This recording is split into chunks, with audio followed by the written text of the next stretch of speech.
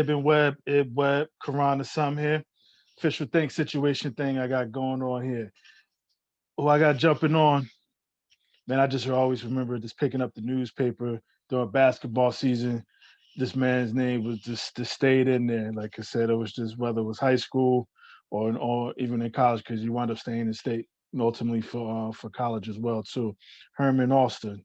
Like I said, time I turned around, he was in there. So for me to even have an opportunity, he's older than me, but just even have an opportunity for him to jump on and just talk it up a little bit. Like I said, just really was looking forward to this. So hopefully, to get to learn something I ain't know about him, and we go from there. Hold tight. Hey, what's God. up, man? Nice to meet you. I'm Ibn Webb. I appreciate you just taking time out, man. I know you ripping and running, like I said, so I appreciate you just taking a few minutes just to kick it with me for a little bit. Oh, no problem at all, bro. Yeah, I mean, again, I'm not sure if you caught wind or I know I sent you a couple anyway. Like I said, just something I just thought was just real cool to do. Like I said, with some stuff with the family that I initially did and continue to do. But I realized, I just had a sports family, and then just being a guy from New Jersey, let alone Essex County, just that whole area, just growing up, listening, watching, and whatever the case may be, just people in athletics and just excelling and other stuff too, but mainly athletics here, man. And I just said it actually before you jumped on, like I knew certain time of year, basketball season, man, that Star Ledger's gonna be lit up with your name, man. Like I said, so it was just whether it was high school, whether it was college, man. Like it was just like I'm like, damn, who's this man? So but like I said, I know you got a few years on me, but just me being a youngin, it was just kind of just cool, man. And like I said, I'm just like ecstatic to even have you on. So I appreciate you again taking the time. No problem, man. Appreciate it anytime people keep up, because it's been a long time, man. Yeah. Even with that, man. So I'm obviously take you down memory lane a little bit, man. I'll just you from Newark originally, born, raised, or you came to Newark?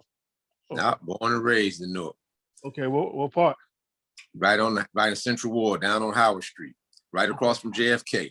That's when they still had the projects up there. Yeah, And yeah. then about 11 years old, 10, 11 years old, I moved up into the Bellsburg section. Okay. How was your Yeah. childhood? Oh man, it was good as it could get in the projects, man.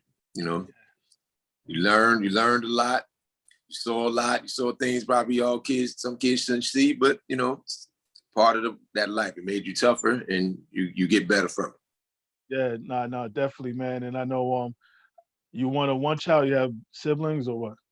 Yeah, I got two younger brothers, Okay. but Yeah, neither one of them played. yeah. Yeah. Nah, so with the whole sports thing, man, when you start getting into that. Whew, very early, Okay. very early. And it was just like that was just something I was just born to do, because I tried them all. I Yeah. was doing baseball, football, basketball, and actually the one I actually liked the most was boxing at that time. Okay. Coming up, because I was a big Muhammad Ali fan, man. It was just like Muhammad Ali was just like that guy. Not only was he good, he stood up for what he believed in and sacrificed a lot to Absolutely. get a point across. So, it was just that just gravitated me towards that sport. But mom's was like, absolutely not. Absolutely not. Nah, we not having none of that. I snuck and did a little bit, but then, I just like, what, let me just stick with the other sports, and then basketball just ended up taking off. Okay. Nah, interesting you say boxing. Obviously, Newark is rich history with boxing too. Yes. Yes. Yeah. No, definitely, man.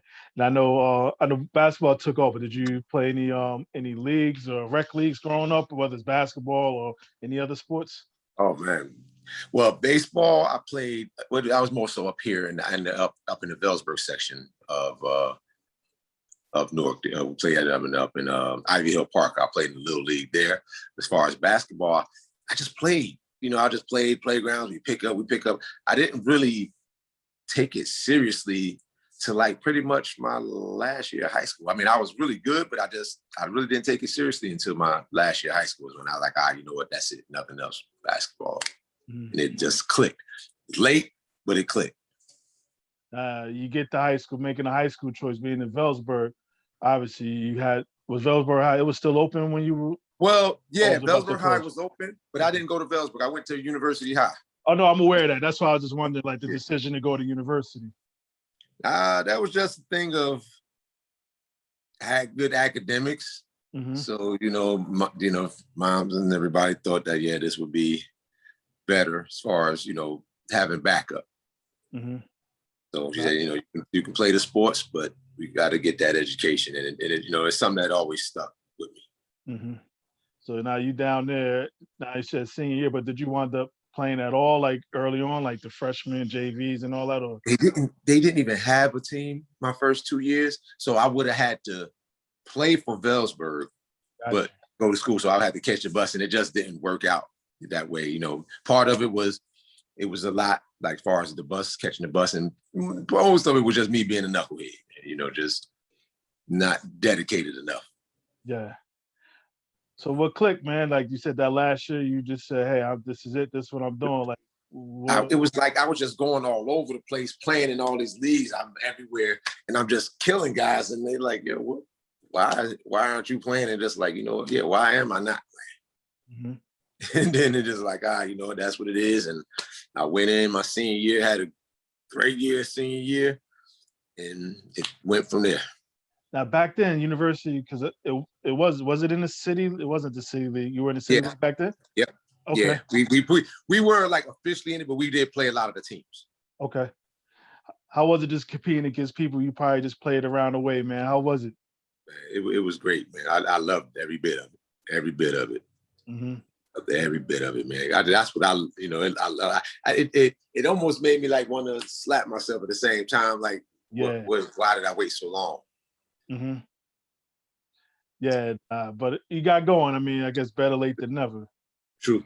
Yeah, man. Then obviously you mentioned academic part of the senior year basketball. Obviously, kind of helps out. Like, what was you thinking just regarding college? You know, played. I don't know if obviously, I hate to say the word late bloomer, but you kind of just got going. Like, did any schools just start coming out checking you out, or what was your thought process? But they were really hesitant. Like even Rutgers, which is right there.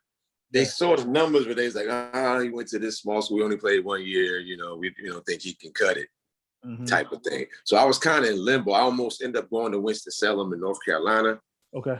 And I was playing in the Elmwood League in East Orange, Elmwood Park League.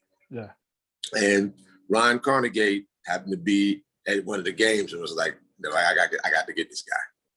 Yeah. Because my boy Eric George, who was Tate George, but he the one told Cody, "We got a guy over here you need to see." Mm-hmm. And that's how I ended up at King University. I ended up nixing going down to Winston because it wasn't going to be a scholarship. They was going to bring me in as a walk-on. I mean, I know I would have made the team, but still, I was up here, and it was like, look, you on the team here, so it's just a matter of just you going in and do it, showing what you can do. Yeah. You get there again. Those next door is you're still out of North. Like, but I was just the whole transition. I'm going to college. I'm in college. The academics, the social part. You're still growing up, basketball and all. How just all that? Just you juggle all that. It was really kind of a culture shock because I grew up, born, raised in North. I was around all blacks, and then I go to a predominantly white school, and it's like, oh, okay, this is different, and but I always had the little nerd academia in me anyway. So it wasn't a extremely hard adjustment, but for the first month or so, it was a bit of a shock. But then, I just focused on basketball, and it went berserk from there because we ended up playing Rutgers like in a scrimmage, maybe a couple of years after I was there, and like torched them. Yeah. And we actually beat them. And, I'm looking at the guy, and this is what you didn't think I was good enough to play here. And I'm at a Division III school killing y'all. But, things happen the way they're supposed to happen, I guess. And because I went on after that playing professional ball over in Europe for a lot of years. So, yeah. But that whole NJAC is nothing to sneeze at. Nothing to That's a league, bro. Yeah. That is a league. Yeah. So you always has. You playing. So I mean, freshman year, you out the gate, you starting and getting playing time, or actually, I was coming off the bench. Okay. they was, because I was super athletic at that time. So, I was just jumping and dunking all over the place. And, they put me in, I was playing like 3, 4, 2, I was kind of a little bit all over. But, I was getting time. And then our 4 man, he actually went down with an injury. And he went down injured. They like, well, let's throw him in at the 4 and see what happens. And he came off the bench for the rest of the year, put it that way. Yeah. As they say, the rest is history, right? Yeah.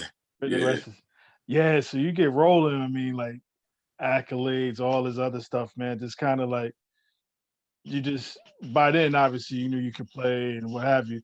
I'm gonna backtrack 1 second. I don't know when you got this name. When did the helicopter come in? When did you when did you get that? That came actually from my dad. Okay. Because he played ball and that was his name. His name was the helicopter. And they were like, first it started off as little helicopter. And then they saw I was flying too. And they just started saying helicopter and it stuck. It stuck for a while. Okay. Until I started playing in like the New York leagues, then they gave me Hermanator. Okay. Yeah. So, it was always some New York was Hermanator, here it was helicopter in Jersey. So I kept different nicknames everywhere. So you just balling. So you got obviously during the regular season you playing, then off season you probably playing in what pro-ams, and you mentioned the New York League. So you're doing all that stuff? Yes, everything. West 4th, 155th, over the Soul, the whole in Newark, down the Shore League, Jersey Shore League. I mean, if it was a league, I was dipping in it. Yeah, and then even with all that, is the pros, are you thinking about that at that level? I know sometimes people feel like you can't play at the. It was crazy. I did. Yes. Okay. I really did. It started, I think my junior year, I really was like, man, I can do this. And like the beginning of my senior year, it was a couple of NBA scouts came over to King. They came to the game. Okay. And I guess I got wind of it. And that really just, I was already there. But when I heard that, it just really was like, okay, Madman came out. Now, even with that being said, was it even at that time stuff on your game you felt you need to work on more to kind of? Oh yes. Okay. I was one of those that was always like looking for something to get better every year. And my first year, like I said, was more so athletic, running the court, just like hustling, work. And then I had a great mid-range game. So I had the mid-range game. I worked on the handle. So now I'm shooting off the dribble my junior year. Okay. Now, senior year, I started trying to expand my range a little bit more and be a little bit more of a, playmaker, because as a scorer, you got to be able to pass. Mm-hmm. That's just something that I've always believed, because then it's harder for teams to guard you. Yes.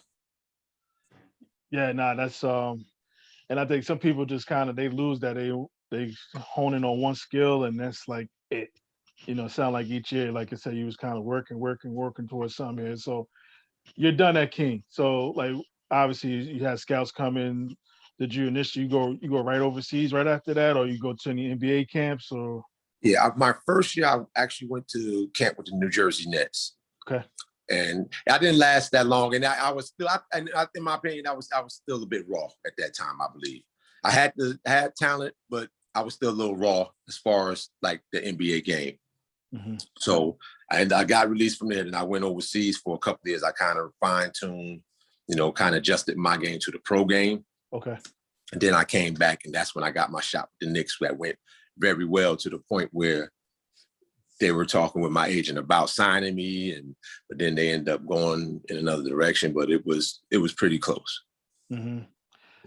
Then Celtics, the following year in the summer league, I played in a summer league and tried to work out a deal. And then after that is when I just like, I'm just gonna do overseas. I know I can play here, but they're doing a lot of running around, and they're playing a political game. And I was like, I'm getting offers overseas. I'm going to take this money. Yeah, I was going to ask you, was it just the business, or rather say the phony business of the league? You really just kind of, extremely. The second two, like that first year, it was legit. I wasn't quite ready yet, but when I came back, I got my 2 years overseas and came back, I was more than ready. Mm-hmm. And because the Knicks that year, they were actually full of guards, and I was running through everybody. The only one kind of really had battles with was me and John Starks. Okay. who I battled with, and then, and I was giving them hell. And then it got so bad. One day they threw Derek Harper on me. And but he threw Derek Harper on me, all that stuff stopped. Man, D Harper had the craziest hand check I ever ran into, man. It took me a couple of days to adjust to it. Okay. But he liked me a lot, because he saw this kid, he's determined he's going to try to be here. So he actually took me under his wing a lot and schooled me. And plus I was already real tight with Anthony Mason. So with Mason in my ear and then Harp schooling me, I was just like, I was ready to go. I was there. Yeah, and this is when Riley was coaching, I'm assuming. No, Don Nelson. Don Nelson, okay. Yeah, okay. That was the year Don Nelson took over.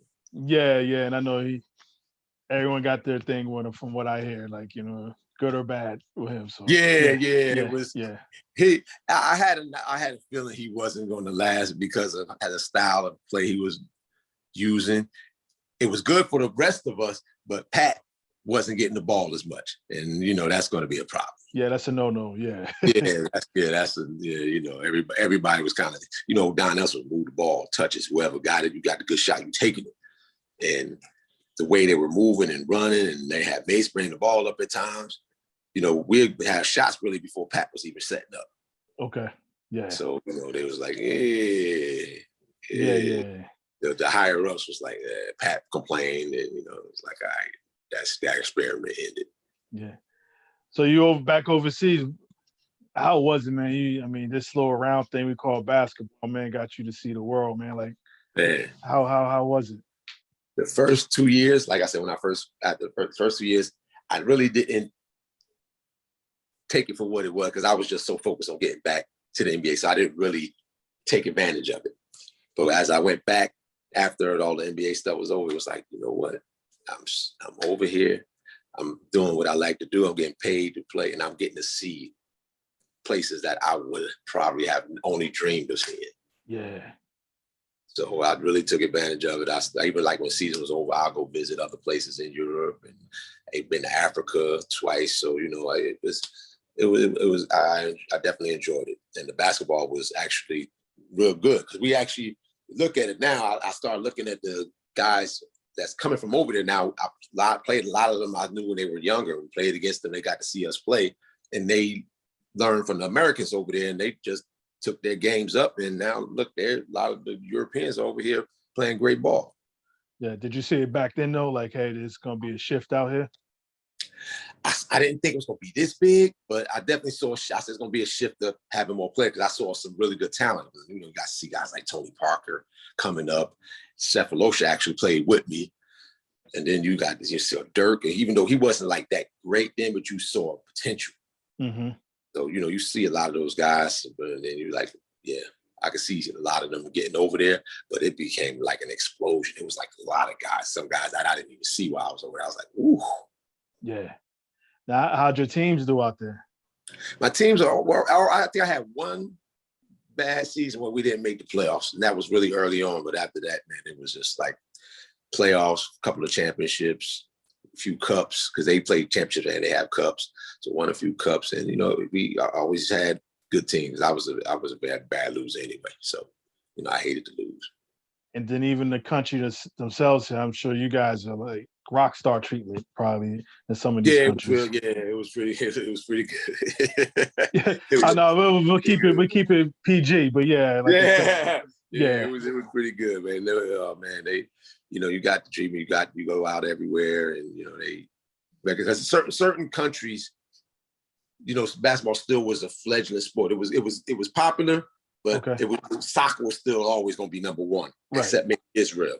But over time, it was just like basketball just started exploding, started getting bigger, bigger, bigger. And it was just like, now it's like, oh, okay, now we're getting the treatment like we're almost back home now.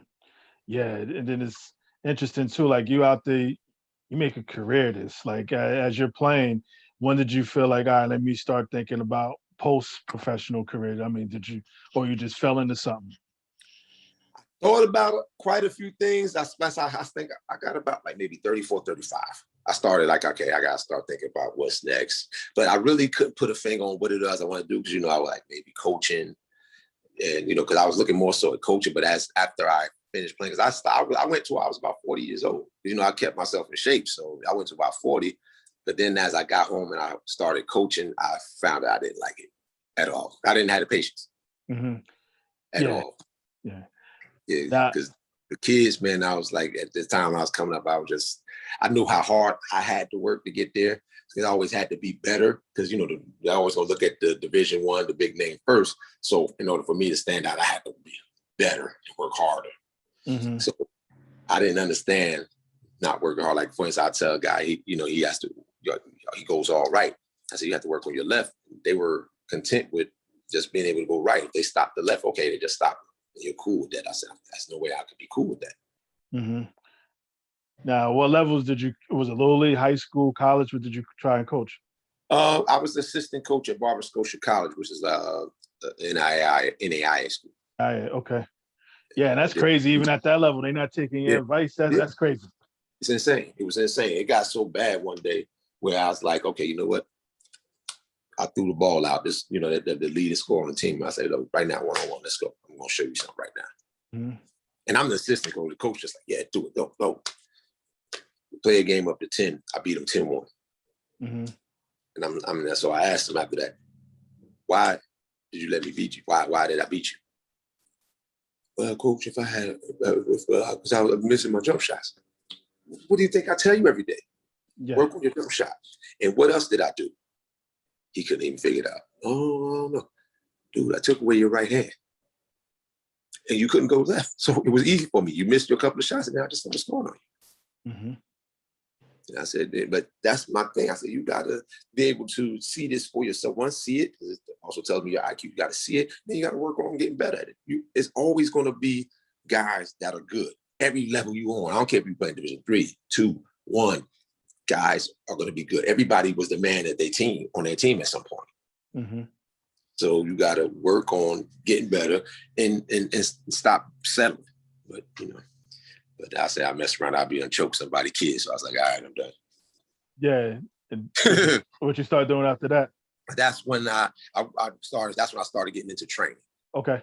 Like and now I could just teach kids the skills instead of coaching it. Like getting there and coaching. They don't have this and that skills. Now I can teach it. But I end up going more into strength and conditioning. Okay. And then I still do basketball, and I also do boxing. Well, so you snuck that boxing back in, I see. Oh yeah. Yep. I said I'm not doing it as much, so I can train you for it. And what's been the difference between being a trainer and a coach? Being a trainer is like the coach. You're responsible for the whole entire team. You're getting them set. You're getting them in different positions. You make sure they're doing the things that they do. With the training, I'm getting them stronger. I'm teaching them different skill sets. And it now is preparing them to get to the coaches. Because coaches usually is supposed to really be a decently finished product by the time you get to a coach. But, so now I get to be a part of that and get these guys ready and be prepared for what they're going to see. Yes.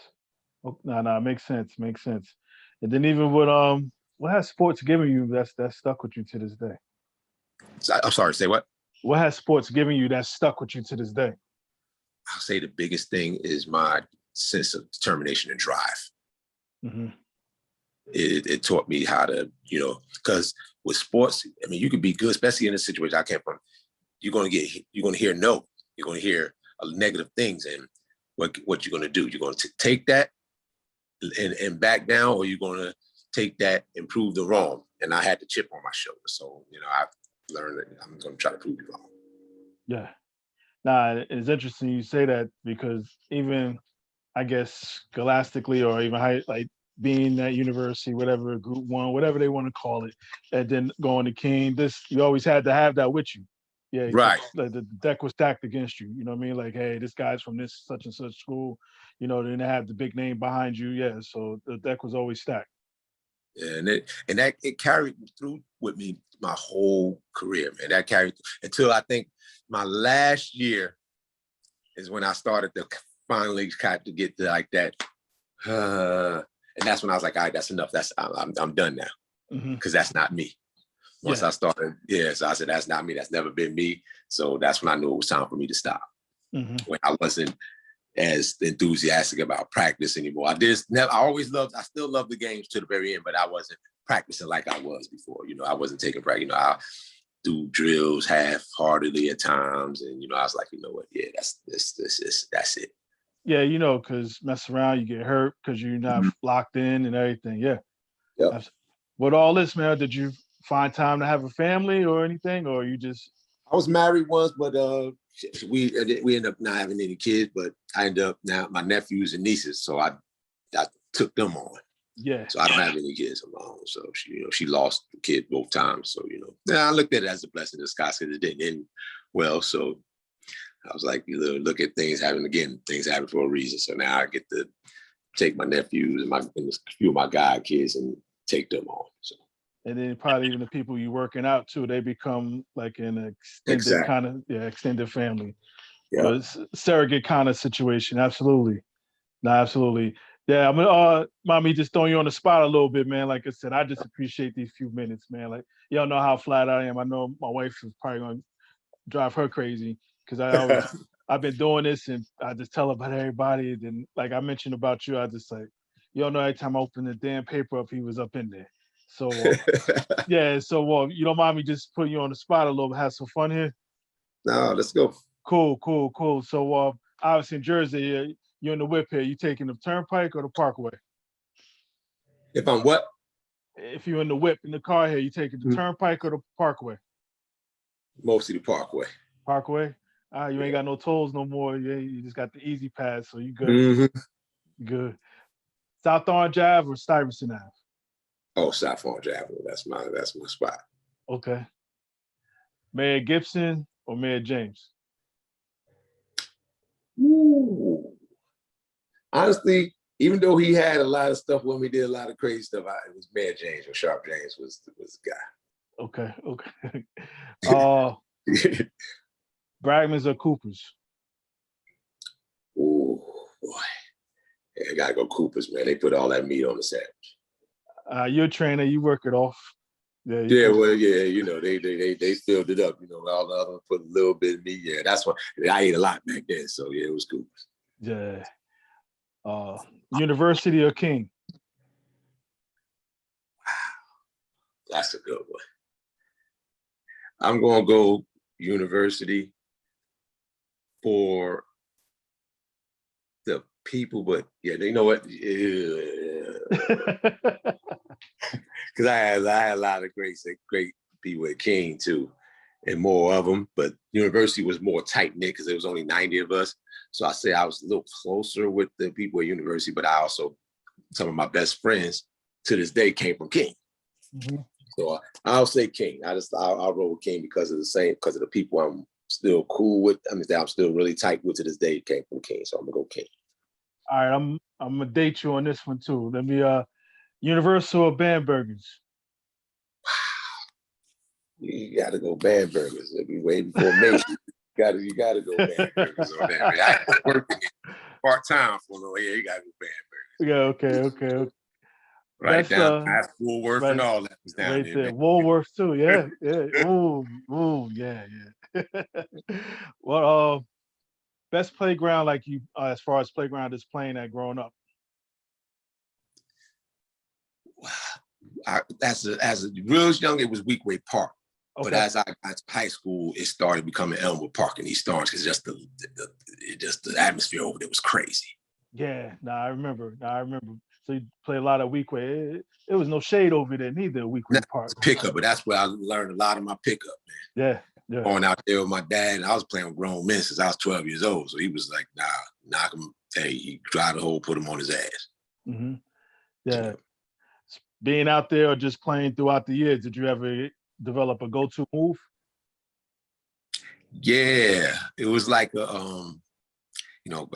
drive hard, stop, pull up mid-range. Because they were so worried about me going to the hole and dunking, that just became like a go-to move. Like boom, either I cross something and go, or quick step, start driving the lane and boom, stop and up. And they going by me and I'm just knocking that down. Like that was just one of my go-to moves. Speaking of dunking, how old were you when you first dunked? 14. Okay. I was short too, because I ended up having a growth spurt because I was about like 5'8". I graduated high school about like 5'11", and by the time I got to college, I was 6'3.5", almost 6'4". Yeah. Now, who was it might be a few of these, but if you could pick one of your posters, who'd you poster the worst here?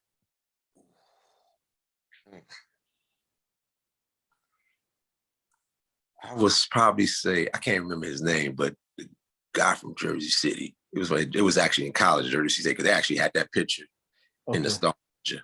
And I came down the middle. I came on a dotted line, and he thought he was taking the charge and just Yeah, ref ain't calling no charge on that. Nah, not that. Now when you dunk, that's why they always tell you don't want to charge, dunk on. Yeah, absolutely. What best game you ever played in your life at any level?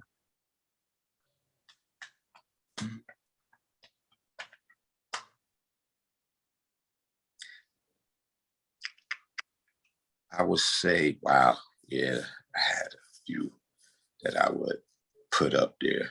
What's a couple of them? I would say one of the ones.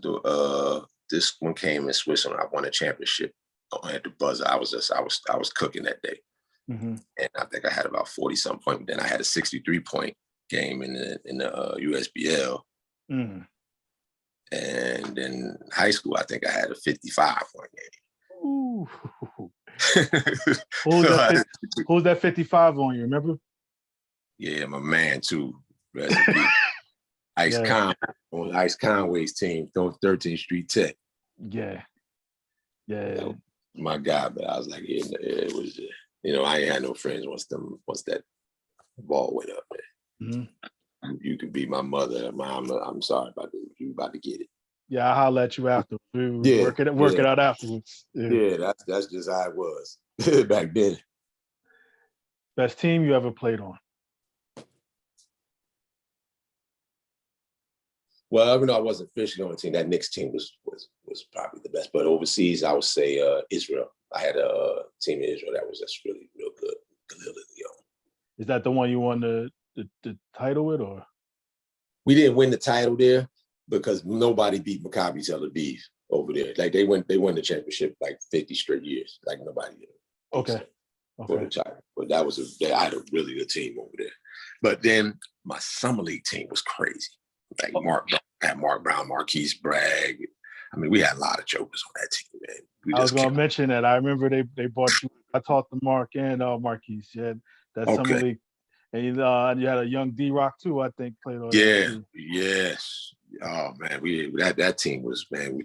We gave. I don't care where that team went. Wherever we went, we gave people hell. I mean, we were winning championships. Like we ran maybe about 5 straight summers. We were just winning everything. Yeah, that team just sound crazy. Yeah. And then we had James Hargrove, Patterson. I mean, we had guys on that team. And Marvin Andrews, he just locked everybody down. He's like, I ain't got to score on this team. I'm locking everybody down. Yeah. So we had then Chris Brown. We had from Jersey City. We had Wayne Womack. We had a lot of guys on that team, man. I don't even know how Charlie Brown found time for everybody, man. But he got it. He made it work. We got it done. Yeah. Is it one game like, damn, I wish I could get that one over, get that one back?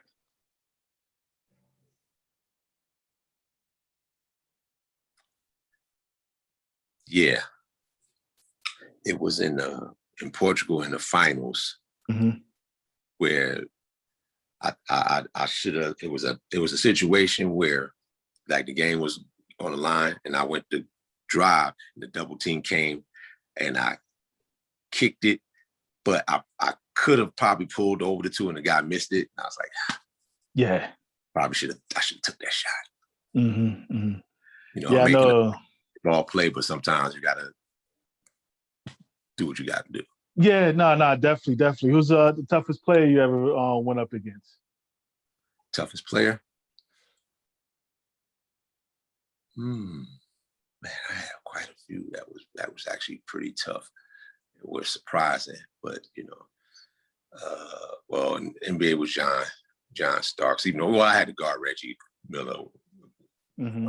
too. That was crazy. That He just run around. He just runs. Dude, yo, this guy don't get tired. Yeah. He just runs. You know, he's not strong, so you can push him. You know, you push him around, but then you know the Davis boys gonna eventually get you. Mm-hmm. The minute they hit you, that joke with the ball was gone. Yeah. Who else was tough? I liked. He wasn't really a tough guard, but I liked going up against him. Dale Davis was his release, man.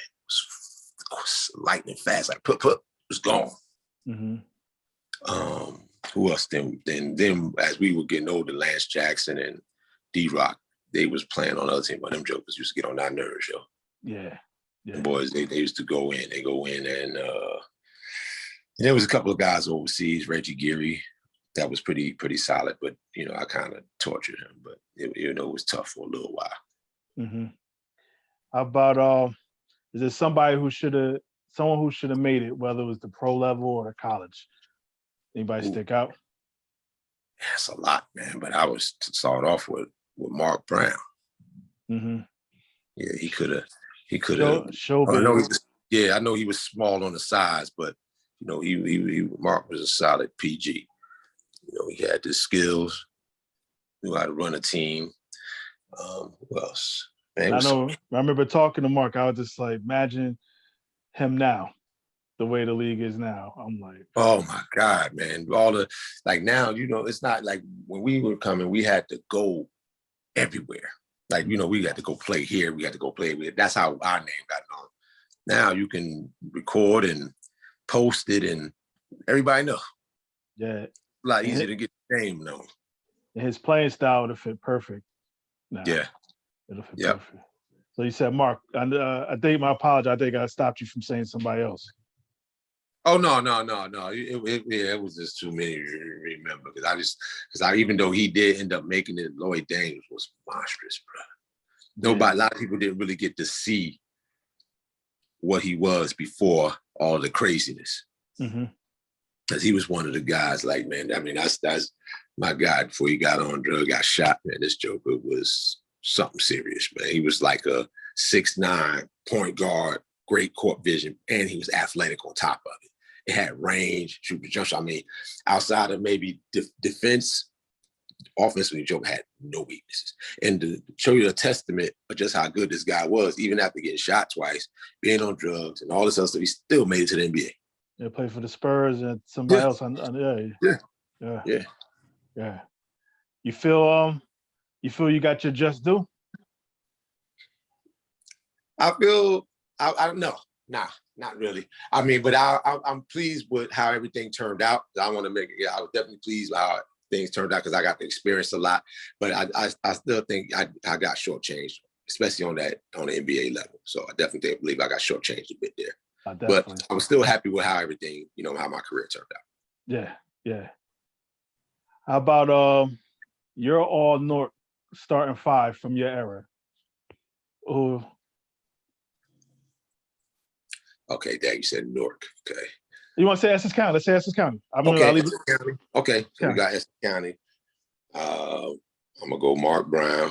Mark, okay. They don't have to be. It could be all forwards, all guards. That's your five. However you want to do it. Nah, I'm doing it in position 2, 3. Okay. I'm gonna put Avant. Okay. At the 5, Marquise at the 4. 4. The 3. I would say I liked Hargrove's game, James Hargrove's game. Mm-hmm. And then, of course, I'm going to put myself at the 2. So, it's just... Anybody, you got 6 man? You got 6 man? 6 man? Essex County at that time. Whew, there was a lot of guys because I know I'm missing out a few. I know that's the fun of it, man. Somebody Reggie Collins was tough. Oh, my God. Mm-hmm. Because I'm looking at my senior year, because I mean it was guys mixed all around that was just like tough. But I went with seniors in my last year. Okay. Yeah. I would throw Reggie in as but you know, I know I'm missing somebody, so I'm gonna go back. Yeah, that's the fun of it, man. Yeah. Fun of but it. On top of the head, that's where I would go. You the best to ever come out of university? I believe so, even though I know Cat will argue with me, but yeah. Mm-hmm. Cat Yeah. going cat gonna always argue. We do that all the time anyway. Yeah. Now, how great has it been like just to see their progression? I mean, obviously, I know the girls kind of got going a little earlier, but Girls look real. Yeah, they Felicia, Oliver, and them. Yeah, they did their thing. But the progression, it actually looked good, especially when Elijah, I kept up with him for a little bit because it was harder when I was away overseas to really get. But once I got back, I started really checking them back out again. And when Elijah Allen had him coach, he actually had a good crew going. yeah, yeah. Who's the best high school player you ever seen?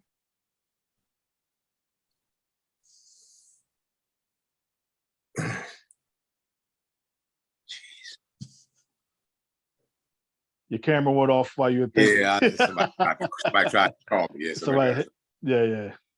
God, best high school player I've ever seen. That's rough. That's crazy. Now, why am I blanking out? It was like I had like 1,000 names, and now I'm blanking out. Mm-hmm.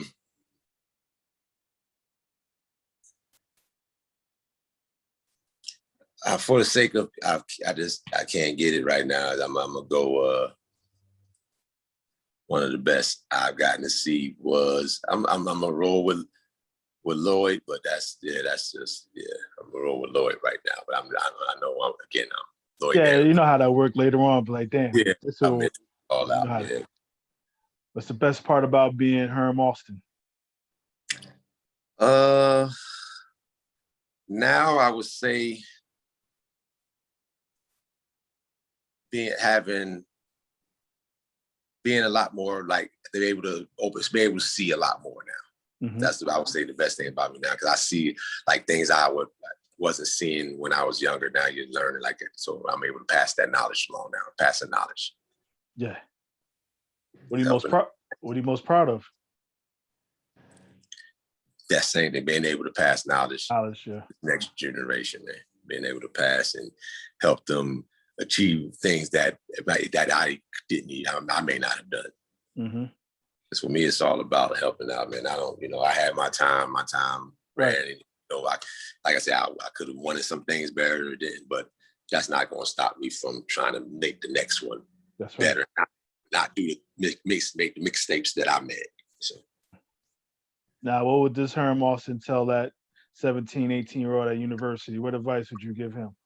I would actually go back a bit further and get that 14, 15-year-old one and get started right now. Get started now. Yeah. If you take this serious, you can go somewhere with this. Mm-hmm. And I may not have to go that route, even though it made me tougher and it made me who I am to go that route. But I could have helped. If I could have gone back a little earlier, I would have got that guy to get on your ground. Let's go. Stop playing around. Let's go. Get out here and play. Yeah. Because did you even get a chance to like do the whole AAU, all that other stuff? Like, I know you. I didn't. Man, it was crazy. I didn't do AAU. I didn't go to basketball camps, but I knew everybody and I played against everybody that did all that. Yeah. Yeah. So you said at 14, 15, and tell them get going. Yeah. Right. And then I would have had a lot more exposure because then I would have played AAU. Because I'm bringing Brian Crawford, that was Brian Crawford's team. Yeah. Oh yeah, B is my guy. B is my guy. And he's like, man, I don't know how the hell you didn't play for me, man. And I was like, I don't know, I ain't play for you either, bro. Because everybody I played with was down at that Y. Yeah, it was a sight to see, man. I know being down there for myself, I didn't play in the later years, but it was like 13 and 14 and under. But just being there watching the older one, I'm like, this like an all-star. It was crazy. It was a sight to see, just sit there and watch. It was crazy. Yeah. Because you played for B's team when they was with Sandy. Right, roll runners. Right. Yeah. Now I know. Even with all that being said, I just want to honestly thank you for just taking some time. I know you up and down these highways and you took some time out to be with me. Like I said, I'm just ecstatic. Like I said, I know I sound like I get a little fanned out. I have no problem. Oh man, nah, I have no problem admitting that. But like I said, I appreciate it, bro. I appreciate it because you don't even hear that nowadays. Have more people act like they, it wasn't about nothing. But man, I definitely appreciate you reaching out to me. Yeah, nah, and again, like I said, talking even like I said, the Marquise is the marks, but I had, but even before they even mentioned, I didn't even know you played on that pro am team with those guys. But even before then, I was like, I got this wish list. You don't know how long it is. Maybe I'll get it on everybody. Maybe I won't, but I'm sure gonna try. But like I said, the one try that I did get, I got you on it. And like I said, just you being officially you somehow indirectly, weird as it sounds, help me be officially me somewhere along the way here. And everything that you're doing now. I mean, it just sounds like the whole giving back piece with the training piece and everything else that you're doing here. It's just a testament. Like you took the game, I guess not known. I hate to even say that because I knew you. So if I knew, Right. I mean, just yeah, yeah, not as known as I yeah. could have been. But you took that, you ran, like I said, that round little thing took you around the world. Like, how many languages can you speak? I don't even know. I mean, I speak French. I hmm can do Portuguese a little bit. I okay. can get by, but I speak French fairly fluently. All that from a round ball, like just to say, Right. just to take you around the world. I mean, your stamps are probably crazy in your passport. Like I said, Big all this time. that the basketball and a young man from North. You know what I mean? Right. That's a testament in itself here. And like I said, thank you. And like I said, I'm really appreciative of not only this time but what you've done. Like I said, just excite people like myself and others who, probably feel the same way. So no, Herm, I really appreciate it. Hey, I appreciate you reaching out, man. I enjoyed it. It's Yeah, always a nah, shot. cool, man. Nah, definitely in small world. I'm sure one way or another our worlds may meet. And then again, like I said, you're doing this training thing. Is it mainly in Jersey that you're doing it, or you? Well, I've just actually today moved back down to North Carolina. But I mean, I'll still be coming back and forth to Jersey to do stuff here and Okay, there. okay. But I'm in North Carolina right now. Yeah. Do you have you got a website or something you want to? I don't Yeah. even know what Uh, is it? www.weaponhfitness.com. Okay, It shows you, it explains what, who I am and some of the service I offer as far as my training and stuff goes. Then, of course, I'm on Instagram, Weapon H Training Fitness, and Facebook just under Herman Alston. okay. No, absolutely. And no, we'll go from there, man. Like I said, thank you, man. I really appreciate it. I really appreciate Man, it. appreciate it too, man. It was good talking to you. Likewise. Be well. All right, you too. Thank you. All right, bro. All right. Yeah. Like I said, low man in the candy store trying to get me some candy, whether I'm buying it or trying to steal me some nowadays and sneak out. This is how excited this stuff gets me, especially speaking of the Herm here. Just like, his story is a million others, but like I said, I enjoyed just like I said, my time reading up on him, just hearing about him and having the pleasure just to finally meet him here years later. So even with all that being said, I'm just gonna slide out on this. I'll put my hand over my heart. That means I feel you. Yeah.